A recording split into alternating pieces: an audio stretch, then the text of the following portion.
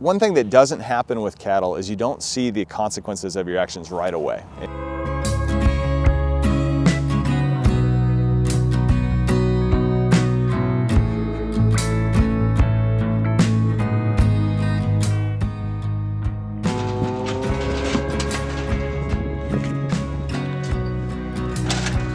Well, and I'll tell you a little bit more about, I guess, my philosophy here. So I started trying to take this herd in a little bit different direction genetically and in terms of the reproductive management about, 4 years ago, somewhere in that range. And maybe 5 years ago now that I think about it. But somewhere in that range, I was in a different kind of role at that time with the university. Right. And so this was prior to me being in a, what we call a tenure track faculty position. But so I've got a little bit of length of tooth here just in terms of involvement. And one thing that doesn't happen with cattle is you don't see the consequences of your actions right away in terms of when you start making these genetic decisions. Because I'm going to breed a calf. I'm going to breed a cow artificially, right? And 9 months after that, she's going to have that calf. Well, it's going to be 15 months after that until I ever breed that heifer, and it's going to be another 9 months until she has her first calf. And so it just takes a long time before you 3 years. Yeah, exactly. Before you really start to see the result of your genetic decisions start to stack on each other. So, if you go out there now and you look at our 3-year-old cows, they barely look any different than the original cows that we started. And then you look at our 2-year-old cows and they start to look a little different. And then our yearling heifers look quite a bit different. And so you can see each generation move a little bit closer towards what we're going for. Now, I don't think there's a magic breed of cattle that makes money versus one that doesn't, but we have chosen to use, at least for the past few years, Red Angus genetics that are really maternally focused. I'm kind of a Red Angus guy, but that's not really why we chose to do that. We chose to do it because that breed had a lot to offer us in terms of maternal genetics that were moderate and we're doing the kinds of things that we wanted to do. We'll crossbreed this herd, in the future. We will start using more Hereford genetics, maybe some Simmental genetics, also that are moderate and trying to go in that same direction.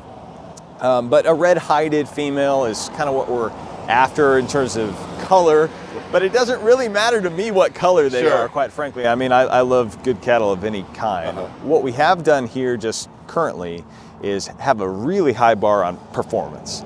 So not so much that they have to look pretty, but their performance has to be very good. They've got to breed to calve in a very short calving season. They've got to wean an acceptable percentage of their body weight as a cow every year, or they're going to have a career change and go work, and they're going to go work somewhere else, or they're going to, I joke they'll go work at McDonald's, right? I mean, they'll go do something else. That's right. Yeah, exactly.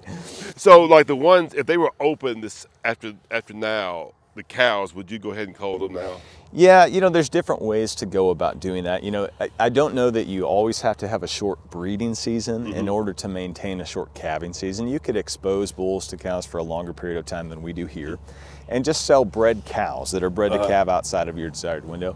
And so that could be one way they make a career change, right? Is that they just don't work as bred cows here. They go work for somebody else.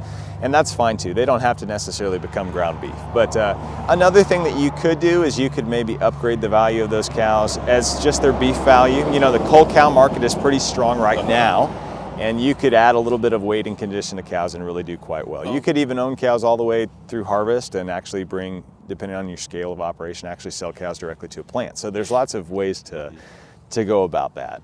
And there's really no magic right answer for any one operation, Because I made this comment to you. I said, if I really want to improve my genetics, would I be best to buy some ones that maybe missed a few cycles with you and get them bred, and I could start this? And you told me, really, genetics not always, but it's management.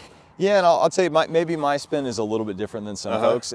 My spin is you can give me the best genetics in the world, and if I put them into a bad management system, I'll lose all kinds of money, right? And so I said this at NCBA. I might have made some people mad, but in Cattlemen's College at NCBA, I started off saying, there is no such thing as a profitable cow. There is no profitable cow.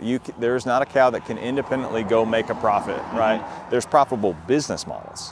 And so I have to have genetics maybe that are appropriate to the business model, but it's really the business model that makes money. And you can make a lot of money with fairly marginal cattle, right, if we have a really good business model.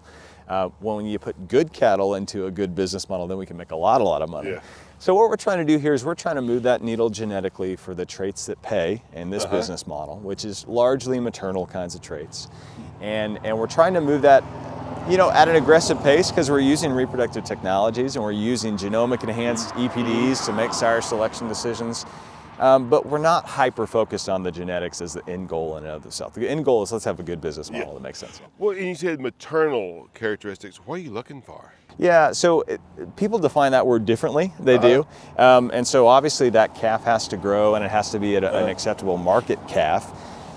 It doesn't necessarily have to grow the biggest and fastest of anything, so we don't necessarily have to push growth genetics quite as much on the calf side. But we know that a lot of our economic viability comes from, can we keep cows in the herd year after year? Are they breeding back, lasting a number of years? So stayability EPD helps us select animals that do that.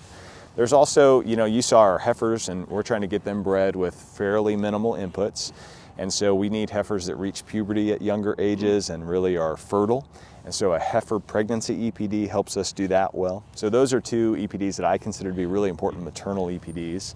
Another good one in the Red Angus breed would be the maintenance energy EPD, which tells us essentially what her maintenance energy requirements are that we have to meet. And if she has a really high maintenance energy requirement, she probably isn't going to work very well here, you know, in this kind of model. It's not to say she's a bad cow, but maybe it isn't the best cow for this model. So we push that down really hard. We try to look at fleshing ability of those cows. You know, can they maintain some body fat through the winter on pretty minimal supplementation? We also just, aside from the numbers, we try to look at, you know, is this sire line out of genetics that come from the fescue belt? Are they slicker hided cattle? Do they shed out their summer hair coat? Have they been in this kind of a production system in terms of where those sire lines are coming from? Because that probably matters a lot to people in the Ozarks. Again, it maybe doesn't matter in Southwest Minnesota, but it does matter a lot in Southwest Missouri. Okay. All right. So if a person wanted to know more about what you've done, what's the best source? Yeah, so Mizzou Repro is kind of the brand that my program tends to fly under. Obviously, you can find things on the Southwest Center's website too, on their Facebook page. So my program would have a YouTube channel called Mizzou Repro, Facebook page called Mizzou Repro. We post lots of videos and content there. Also, just MizzouRepro.com has lots of articles and things like that I've written. Because that's what a farmer's going to have to do, decide what they want to do and get their business plan around that with their, from genetics to feeding to characteristics. Sure. And it's really interesting. You surprised me when you said you're looking for maternal characteristics and not looking for steer development. Sure, yeah. Well, and it's not to say that you couldn't create a business model that was built the other way and tried to capitalize a lot on terminal value of calves.